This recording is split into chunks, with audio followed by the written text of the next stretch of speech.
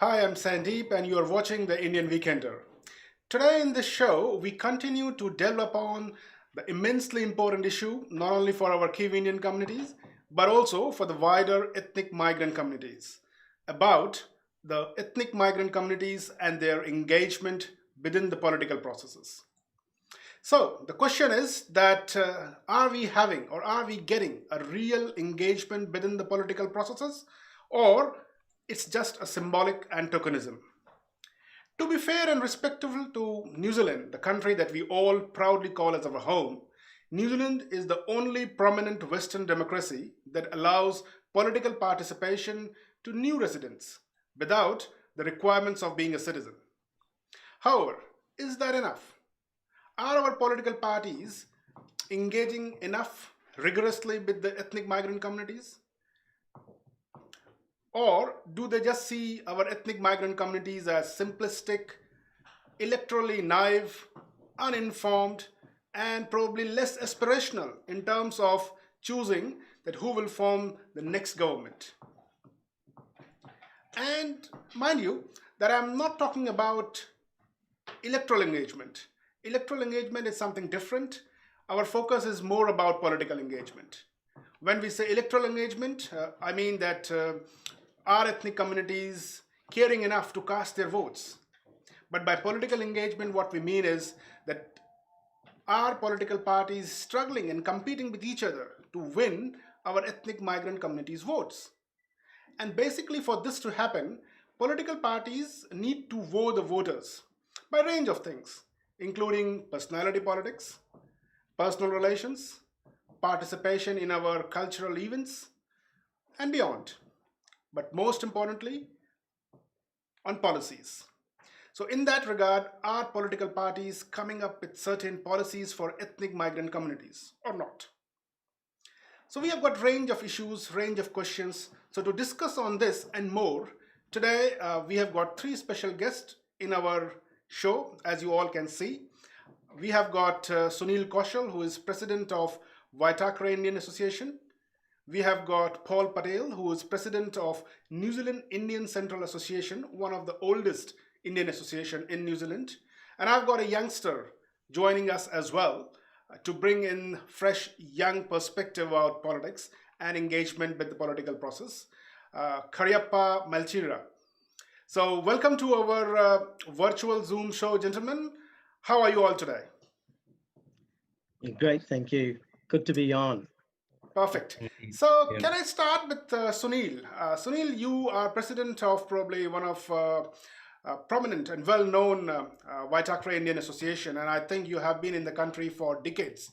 So, I just want to understand what is your understanding about the level of political engagement that our ethnic communities are having right now within the political process. Well, thanks, Sandeep, and good afternoon to you and to Paul and Kariappa, and to also to the viewers who are watching this, be it on Twitter or on social media, Facebook, etc.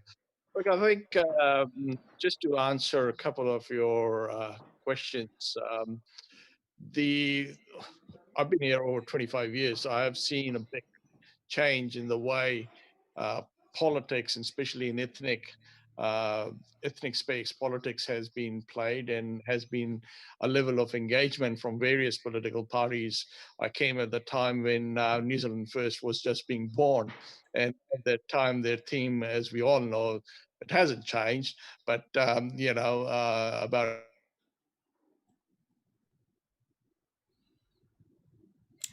Sunil, are you there? we've Oh, really been engaging with the vast majority of ethnic population, and not just Indian population, but we've got over 500,000 ethnicities or ethnic people in New Zealand that are there. And I think the political parties are now finding out the importance of trying to tap into the ethnic vote.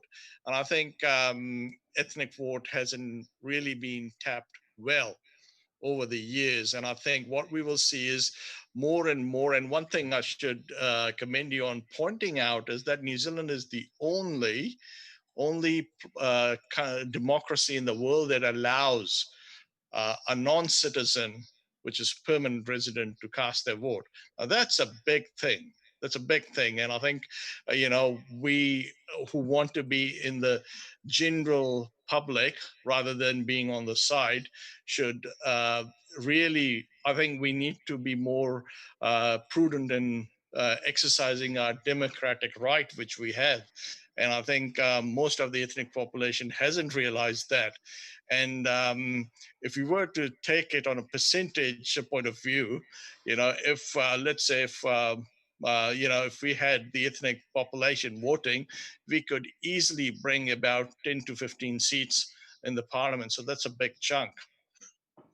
Surely it is, Sunil. Thanks for your comment and just doing a quick survey of last 2.5 decades while you have been in the country. And I must say that probably last 2.5 decades or a little bit more, New Zealand political system has changed a lot. We have moved from first past the party system to MMP system, and that MMP system that New Zealand has adopted, it has given a huge voice to those who are in the minority, including our ethnic migrant minority communities as well, sending, I would say, around 8 to 12 Asian origin MPs into the parliament, which is a no mean achievement. And again, thanks to New Zealand for encouraging political participation. But as we say, as the journey goes, that as you get engaged and become more aspirational, so our aspirations are always on the rising side. And what we have seen within Kiwi Indian communities last decade, we have been more or less three Kiwi Indian communities, three Kiwi Indian MPs being in the parliament. So, what's your take on that? Do you think our community is largely satisfied with the number of MPs and the quality of ethnic MPs being in the parliament, or do you think there is appetite for more and better? Sunil, can you hear me, Sunil? Sorry, you're just dropping out. All right. Okay. I think we are having some connectivity issues. I will just double check with my team, which is looking into that. So I will move forward and we will get Paul's view. Paul, you are president of New Zealand Indian Central Association, which is definitely the oldest Indian community organization, being in the country for around 100 odd years. So you bring in a very important perspective, not only for the new, I would say, or the first generation of migrants, but probably more importantly for third or fourth generation of migrant communities being in this country. So what are your thoughts? Are you satisfied with the level of political engagement our Kiwi Indian community is having right now within the political system? Well, first of all, Sandeep, thank you for giving me this opportunity, and thank you to the other two to being on this panel as well. Yes, I'm in this unique position of I've got age on our side, many years, and I'm talking about the NZICA, and along with NZICA, as you know, a couple of the other associations like Wellington and Auckland, they've reached their 100 years before NZICA get their 100 years. So yes, we've seen, well, I've seen, being born here, I've seen the political arena change quite a bit. And as you said, it changed a lot for what I'd say migrant and ethnic communities when MMP came in. We didn't, it was all new to us. You know, some of us did not know what we were getting into. But as the years passed, we got to learn about the advantages of MMP. And one of the points that Sunil mentioned is I don't think we've tapped in as ethnic minorities into MMP. The reason why probably we won't have tapped in is because of the actual MPs. And now let's just say you've got an MP, if I can talk about Palmerston North, you've got an MP in Palmerston North. Now, for an MP in Palmerston North, well, let's say Greater Auckland area, they've also got to be thinking about ethnic minorities and future ethnic leaders at the same time. And I think that focus is missing from current MPs, whether they're ethnic MPs or whether they're Kiwi or European MPs. I think that focus has been missed. The day that focus changes, we may see a lot more what we saw engagement with those up and coming youth, as in Kariappa and others are, up and coming youth that would probably don't need to put their hand up because MPs would have actually seen it and leaders of those parties would have seen them. And that's how prime ministers have made, because future MPs, MPs, they talk amongst themselves. Is there some potential out there? And I think they need to now, even though, as you said, we've got a small amount of ethnic MPs currently in Parliament. We don't know what the mix is going to be after the October elections, but I think they really do need to, if they want to retain and get further community engagement, which we'll talk about afterwards, they need to actually concentrate on that point as well. Thank you. Sure, definitely. Now, Paul, the reason I want to ask you a little bit more is that you have talked about our fellow, I would say, co-ethnic Auckland Indian Association, Wellington Association, which have a history of probably more than 100 odd years being here. So before the MME system came, probably if you can tell us what was the level of engagement and how did engagement look like within the political process? Right. In fact, that's the key point why NZICA was born. NZICA was born in 1926. Prior to that, you had Auckland, you had a country section, and you had Wellington Indian Associations. And why NZICA was formed, those three groups got together, and the political scene, especially for ethnic communities, and the two ethnic communities were, say, Indians and Chinese, were disadvantaged. So these three got together and it was solely formed for political, getting the rights of those communities. And it wasn't just Indian, I know the Indian associations were focusing on Indians, but Chinese were disadvantaged as well. So in 1926, or just towards the end of 1925, 1926, the NZICA was formed from those sort of issues, those key political issues. As we progressed, NZICA started to raise the flag, and it diversified. It diversified with various uh, sectors of the community, Indian, bringing them back in because they might have been, some communities were, say, in the Pukekau area, somewhere in the Rotorua area, in the Hamilton area, South Island area, outskirts of Wellington, which is Yeah, no, Paul, I get. Palestine. No, Yeah. surely I get that. But what I'm asking you is, when basically those community organizations were functioning in those areas of, say, pre-MMP area. So at that time, what were our political aspirations of our Kiwi Indian community? Did they Well, have any kind of political aspirations at all, or they were well, just seeking recognition and equality and acceptance within yeah, the New Zealand society? yeah, I'd have to say it was a lot more of recognition, equality, and that sort of thing. However, the, they were starting to get up into what we call local government, and that's a step up. So they had progressed from where they were in 26 up to local government areas.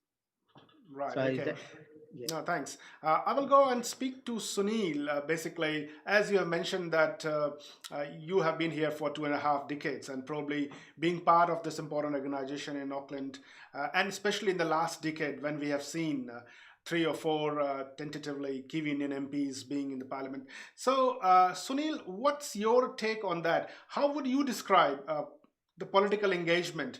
Have you been satisfied with the level of political engagement that our communities were having in the processes? Or would you have expected a little bit more or far more? Look, Sandeep, I think there's a couple of parts to that question. So if I address the first one, I think, when, we've had about 3 or 4 Indian MPs in Parliament, and I think they came with their own merits into the parliament. I don't think, the Indian community can say, oh, we put them there. I think it's very incorrect to say that because, as rightly said, prior to when MMP was formed, MMP has been good for people on the list or people, other than winning the electorate. And I mean, we can name the Indian MPs that we know. There's what, 3 or 4 that have been there, or if you include Rajan Prasad also, 5. So these people came on their own merits. Rajan came on his own merit. Priyanka's worked in women's affairs and other places, and Bakshi's worked through his whole career while being in New Zealand in different societies and different areas of responsibility within the Indian community. And similar to Paramjeet, she was on radio, and to effect Bindra also for New Zealand First. So I think they all came on their own merit. uh, the political parties, I think, if you look at in hindsight, saw this is an easy way to get votes. Okay. So I think it was more of a vote, from my understanding and looking at the analysis, more of a vote gathering over the years rather than hearing what the ethnic communities required. So there's no such policy for ethnic communities that these, that the parties come out with. The only thing we'll see is immigration. Whereas New Zealand First will say we need to cut down on immigration, we need to cut down on refugees.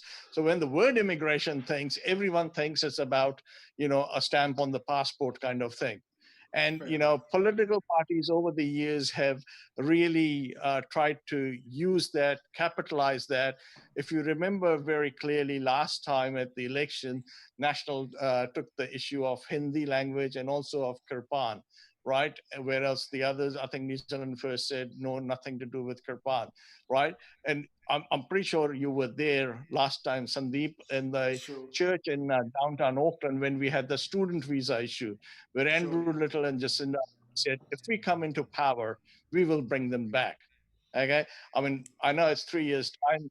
Everyone's forgotten, but they try and capitalize. And I think as ethnic communities, irrespective of what we belong to ethnicity, we shouldn't be easily held as pawns to something that the political parties want. We should have a mandate, or we are part of the community. We are part of New Zealand as such, right? Some of us are citizens, some of us are permanent residents working towards citizenship. So we are Kiwis. It should. What really annoys me is, when they want, when people want, when political parties want, then they say they are us. What about the rest of the time? Fair enough. You know, No, that's and quite valid point, Paul Sunny. yeah, Yeah, well, no, Paul mentioned one point, which is absolutely right, that political parties should look at people like, people from the point of view of ability rather than ethnicity. Yeah, there fair are enough. so many Indians or Chinese and different community people that are Kiwis.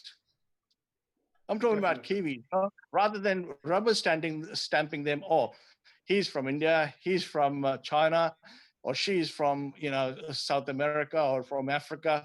Let's get those packed votes in. Definitely, no. I get your points, Sunil. You really make some very good, I would say, valuable points over here. Most importantly, suggesting and pointing out that right now the level of kind of political engagement that we are having in the country is from top to down bottom. Sorry, top to down approach, where basically political parties they are wanting to tap into ethnic votes and they are doing all the I would say trying to make those connections, but that connections is a one-way process. Uh, there is no question of responding back to ambitions of those ethnic communities, and we have seen it numerous times on numerous issues. And On that, sorry to bother you, sorry to yeah, jump in, but you mentioned about ambitions of ethnic communities.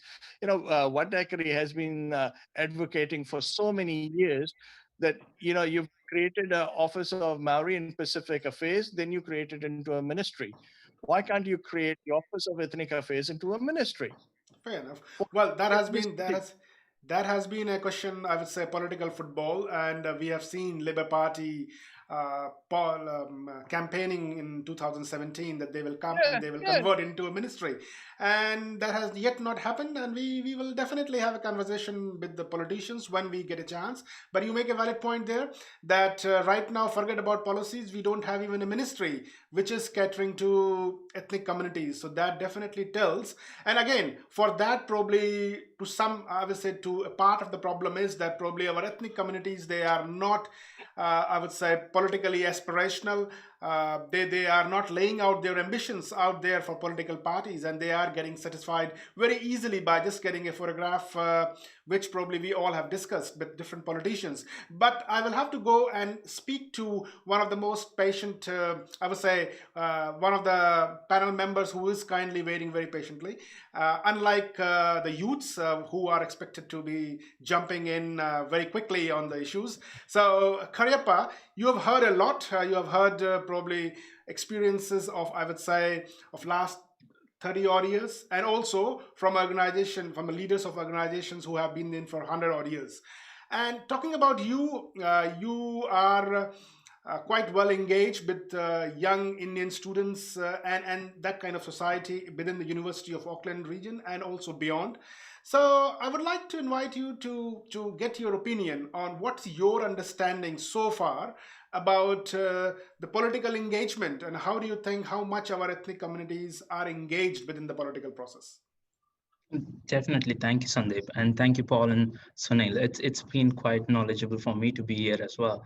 Um, I want to head towards this direction. Let's say most of the youngsters do come to New Zealand to make a career, to study, enter your university or PT or somewhere, and to study and to make a career out of it, and then eventually entering into permanent residency and later becoming the citizens.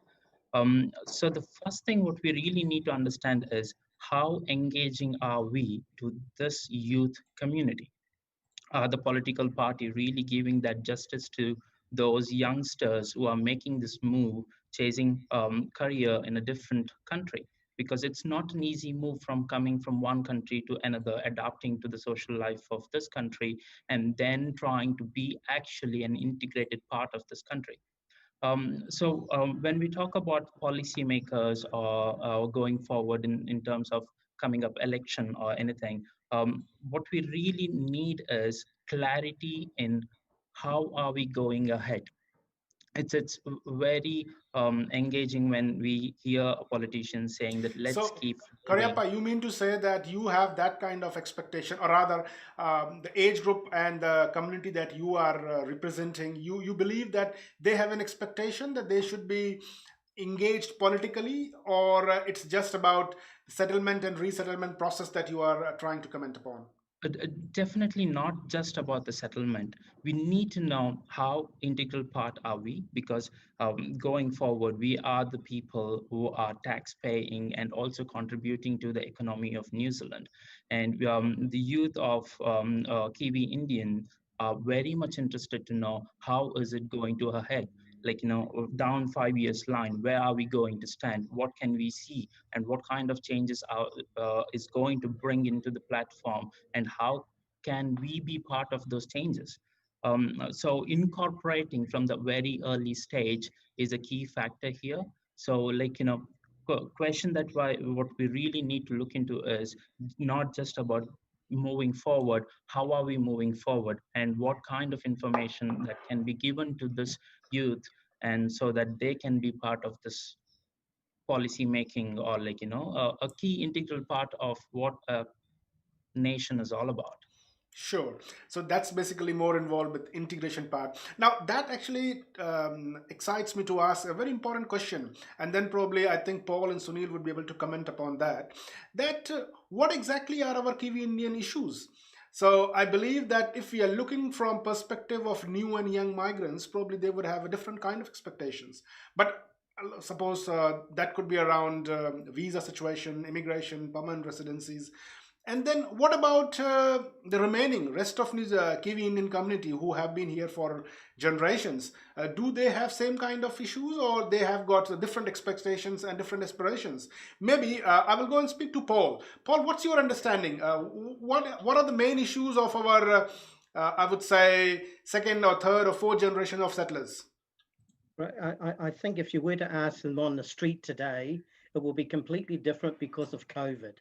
If I was to Yeah. just park COVID out of put it to the side at the moment, I think what it is, as Kariappa said, you know, depending on the type of people you are. Now, if you were to ask the generations like I'm in and the ones before that, they would think a wee bit differently, and their line of thinking would be probably more what's going to happen to our country later on, as well as something that we may need now. Theirs is probably looking into the future as well. Um, with that comes other issues as well, because they've had the advantage of being in New Zealand for many years or being born here. So when you're born here, you've got that advantage over many years to grow up, to assimilate, to think and understand the way politics or politicians, the way that politics works in New Zealand. Um, when I was growing up, farming, forestry, fisheries, they were the key thing. They were the backbone, and that's what the two major parties. That's the sort of things they stood for. And prior to elections, that's the sort of scenario they were talking about.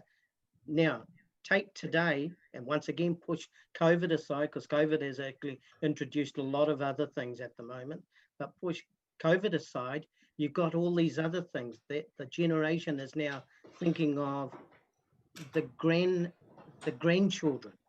The grandchildren are thinking a bit like Kariappa, how they going to fend up the price of a house is expensive. You know, I'm always concerned how are they going to manage. You know, when we were back then, take housing for instance, the price of housing was only minuscule. I know in relationship to the salary, it was still far greater, but in proportion, it's not the same nowadays. And you've got this constant worry of how are they going to manage? Are people going to be buying houses 5, 10 years Sure. down? I You know, can definitely sense, Paul, that when you're talking about those issues, you are definitely quite aligned with rest of New Zealanders as well, which mm, is the right thing to do as well. mm, But as you would appreciate, and probably you will see that the size of Indian community has grown, size of Indian diaspora has grown probably a manifold in the last decade or so, and you are getting more opportunity. I would say the third or fourth generation of settlers, our forefathers, who were yeah, living in a smaller cultural isolated groups. Now they have mm, got more opportunity to meet and greet and to engage and integrate with the new migrants. So obviously, I do understand. So is there any tension between this alignment and getting to understand the issues that are important for the new and the recent migrants, and yeah, how we are aligning basically those mutually competing interests within our own community? yeah. There will always be issues, especially when new migrants do come in, and the type of migrants as well. The migrants that we're getting in now, the younger student ones, are thinking differently than a family migrant. Yeah, you know, where they want to, they may have the husband or the husband already here, so they think a bit differently than a student. So you are going to get that, and what we are seeing now is as we talk about I guess the Indian diaspora and the Indian migrants, you know, that's growing exponentially from what it was 50, 75 years ago. You know, it's just grown out of proportion. Now, I'm not saying that's a bad thing, but with that, we all have to make changes because what we're bringing in a lot more culture. The culture has already been there, but you're getting in fresh culture, cultural ideas. You just need to have a look at, if I was to take the word Diwali. Now, look at that from what it was even 25 years ago for what it is today, you know, and that's just one point. Then with that, you've got other issues that probably come from overseas, and it's the way they've had some certain sectors of the community have actually had a certain culture and they bring it here. And Sure. sometimes the culture that they bring here may not be satisfactory to even people like myself or the general New Zealander. And this is another issue as well. You know, Well, there surely, are, surely, definitely, Paul. I do understand, and as I said, that there always will be tension as the size of the community or a nation grows, and that is where responsibility comes down to leaders, both within the community space and within the politics space, that they have to mutually align those mutually competing interests and behavior pattern as well. So probably I will go and speak to Sunil. Sunil, you are in this leadership position of your community organization, and so what's your experience of seeing or managing those kind of competing interests? In particularly, how you are preparing your members in the community for better political engagement? Okay. There's just a couple of things I want to address here. I think Kariappa was talking about the, um, the way that I suppose you can say under 30 are looking at or the student groups are looking. So in that we have to understand that some of them may not be able to vote. Okay, and if they are not able to vote, the politicians are not going to give too much weight to that. The only thing they may cover there over there is around immigration, and that's a very minuscule thing. However, let me just say, however, couple of well, not couple of years, 10, 15 years ago, when I did this study or had a look at it, and moving I think we are to having some New connectivity Zealand. issues, Sunil. Mm. Can you hear me, Okay, can Sunil? you hear me now?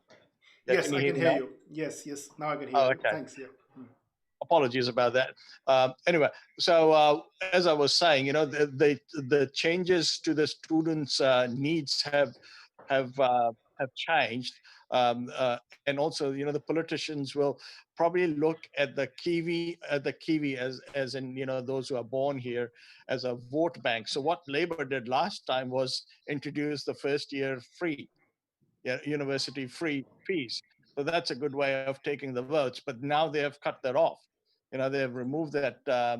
So now coming back to your other question around, how we are preparing people or our community for engagement, I think the most important thing is don't let your vote go to waste. It's a democratic blessing that we have got is to vote. And if you don't vote, don't complain. It's a Fair very enough. well-known thing. You vote with your. And I think the Indian population in general, those who are PR, those who are citizens, have the democratic right to vote according to how they feel. Now, the other flip side is how the other parties have appealed to the Indian community, to their needs, be it in immigration, be it economic, be it in healthcare, everything. I mean, if you look at the latest vote compass needs that have come out, it is very different purely because of the COVID that has come. So economy is on the front of every mind. And in Indian population, especially, we have so many self-employed people. We have people who have been running small businesses, etc. We've all been hurt, and I think economy will be on the forefront. And Sandeep, as we still, yes, national has come out with a small business policy thing, but none of the other parties are focusing on that. And I think this, rather than how Jacinda said it's a COVID election, I think it's more of a economic election. And I think people in our community, we are advising them, encouraging them to make sure that they are registered, that they are vote whoever they want to, and also utilize advanced voting that's coming up. Sure. Now, thanks for that, Sunil. And I would say quite well said. And you have pointed about one party's policies, and we still have got 40 odd days left. So probably we can hope for more policies coming from left, round, center. And Yeah, but what Sandeep, policy is not just throwing money. Fair enough, you know definitely. As I said, yeah. well, that is what we want to do, Sunil. We want to, when we say we want to reinvigorate, or rather invigorate. We want to move our community from electoral engagement to political engagement. So electoral engagement is about casting their vote, but political engagement is about understanding the policies and laying out their expectations. So basically, one thing that probably we are being told repeatedly by our politically charged up audiences is that they feel that probably they are not being heard and not being delivered as well.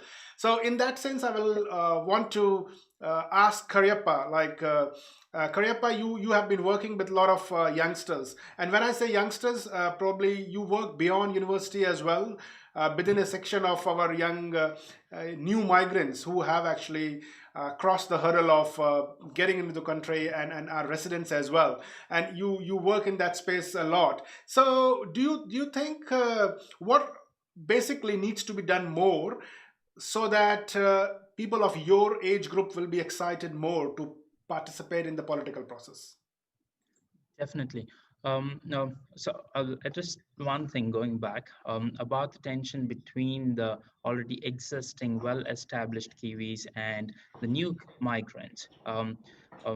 Key thing here is like, when we talk about migrants, there will be some number of people coming in for a very short period of time, and some would definitely like to, majority I could say, would definitely like to stay behind and be part of this Kiwi Indian community. So that's where, like, myself and most of the people that I have worked with are, like, they have walked through this journey of just being a student to then to permanent residence and walking towards the citizenship. So here, what is the first expectation is the journey being as smooth as possible. Yep. Because it's not just about today, it's about tomorrow as well. It's not just about today's election, it's going to be in the future as well. It's about establishing that journey nicely. Um, so of course there should, like, there are key issues that do come across with this young people group of people. First thing would be job perspectives, and then I would say about how the immigration actually works. Because let's say if someone wants to apply for permanent residency today, it's going to take them 17 months of waiting period, and this Well, is no, not a short. I get your point, Kariappa. I definitely understand. We are definitely connected to those segment of our community. But as Sunil has Yep. pointed out, that since they are yet not residents and not eligible to vote, then probably yeah, Yeah. it's too ambitious to expect our politicians to be engaging with that. But I do get your point about jobs. It is certainly, and that basically saves me one question from you. I was going to ask you that what, according to you, would be three or probably two main important issues that will decide your vote. So you have answered one with jobs. One is definitely job, and other is law and order. Because we have always seen the news coming up where our community people are being robbed, and, like, beaten. And this is something which was very minimum some time back, and we have started seeing those newses more often, and that's quite stressful. No, great. And this is No, something which definitely, we. I get your point that Yeah. jobs and law and order might be, in your view, one of the most important decisive issue in coming elections. Now, for our other two guest seasoned community leaders, we have got one of our audience have asked a question, so I will address both of you. Gentleman has said that what specific policies would assist our Indian population here in New Zealand? So, well, again, it's a very broad question. But Paul, if I have to ask you, in your view, what exactly you want to comment upon? That what kind of change or what kind of engagement or particular policies you want to see from our political parties? Right. It's sort of an open question for me when it comes to that sort of thing, because community engagement is one of the, it's probably, it's just as important word as COVID that's been around now in the last few years. Community engagement may have been written in policies, but no one's actually done anything about it. No one, as in politicians, haven't. They've started to, and since taking on this position, there's been so much of engagement with policymakers, which I guess I've had the luxury of actually seeing that. And part of it, Sunil would have seen as well. If I was to take just one of the things that Kariappa said about law and order, There's so much changes that are happening.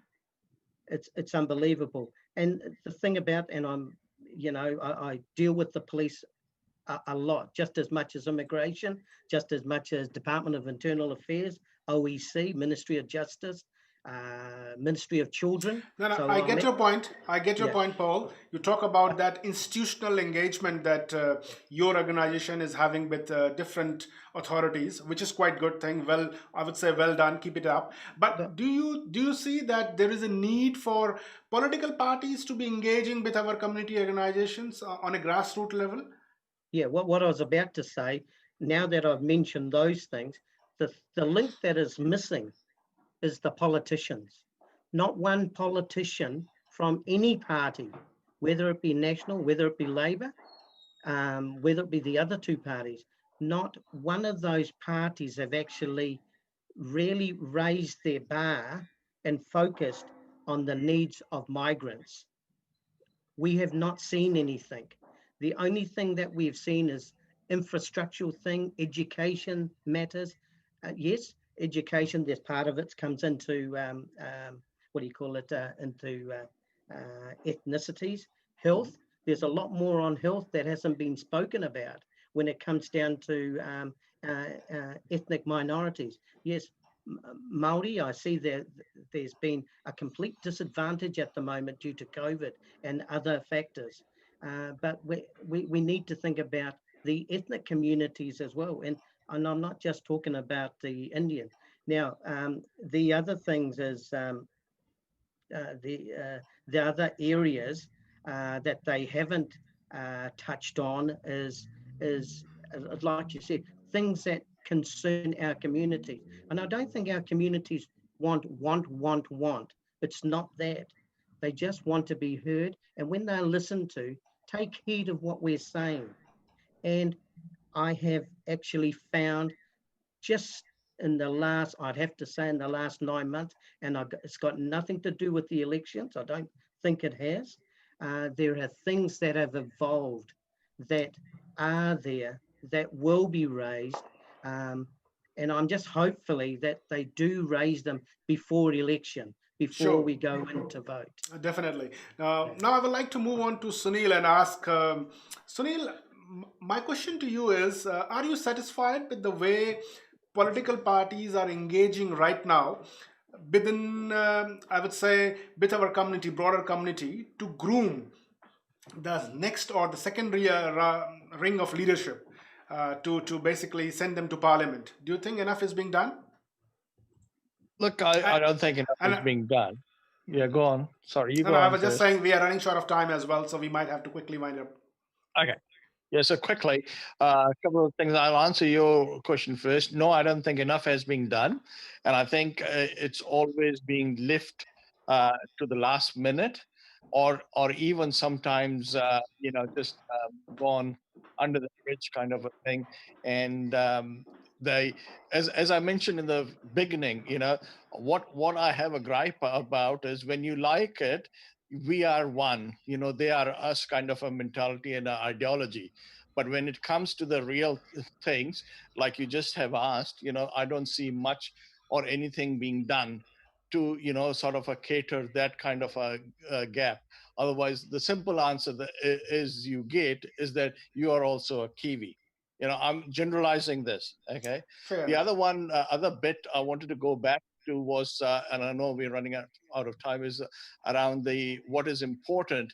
I think there's as I mentioned earlier, there's probably over 500,000 ethnicities or ethnic people in New Zealand. Their voices are not heard. Not at all. Sure. I don't think, and it's always, I'll give you one example, okay, and then I'll stop. Is that when things come, it's about Maori and Pacific Islanders, or it's about, it's about that people group. What about the ethnic group? When money is being spent into Maori and Pacific media, what about the ethnic media? When money is being spent or allocated to Maori and Pacific healthcare, what about ethnic healthcare?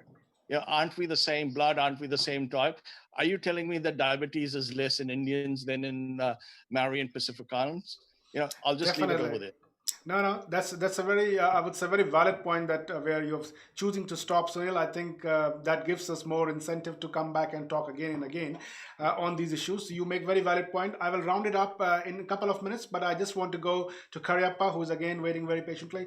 Kariappa, I just want to understand that what would be your two or three most immediate expectations that you want to change in terms of political engagement? Um, for me, is bringing clarity into what is going to happen in the next coming years. I want to consider COVID as well in that because it has significantly impacted the economy, not just in New Zealand, in every other parts of the world. So how the job perspectives are going to increase and how can we see the wages being increased? I think like, it's somewhere around 18.9 now. Can it move to 20 and above, like 21 or something? Because the amount of money that the people are spending on rent is not going down, it's going to increase. And if it is increasing, how are we supporting? So, and also about social security. And if we address this properly and also project those plans properly, because I think more of much this time the youth are more calculative and like to see the numbers and like to see how it has been done. And if the political party addresses those issues in presence of model for next 4 years or 5 years of time, it would be much more engaging and also Great. much more Yeah, interesting thank to you. understand. Thank you very much, Kariappa. I appreciate your comments. Yep. So first of all, thank you all, gentlemen. It was really very eclectic discussion, and I think we raised more questions than probably we found answers. Obviously, finding answer was not the goal of this show today, and I think you all have made a very important contribution, bringing the issues that basically matter to our broader community. And most importantly, I think we all agreed that there is a need for more intense engagement. And as one of our guests has pointed out, that if you can't vote, then you can't complain. So the responsibility also comes back to our ethnic communities that they need to be electorally aware and politically charged up. They need to put a premium on their votes so that when next time politicians they come their doors knocking for their votes, then they can lay out their ambitions, lay out their expectations, which as another of one of our guests has pointed out that they need clarity basically. So I think we had a good discussion today, and very importantly, one of you have also pointed out that right now the offices that we have got, even ethnic community office, that's not a full-fledged ministry. So we that's again a very symbolic engagement as of now. We have to move on from having a full-fledged ministry. We want to reach to a stage where all political parties have a well-defined ethnic community policy as well, because the argument that we all are Kiwis does not fit in. The thing is that we are ethnic migrant communities with specific character, specific needs, and those need to be addressed too by the political processes. So, with that note, with that summary, I would like to thank you all for taking your valuable time today on this Friday. Thanks for your participation, and we will speak to you again in near future. Thank you, Thank you. Sandeep, and Thank you very back much, in. Sandeep.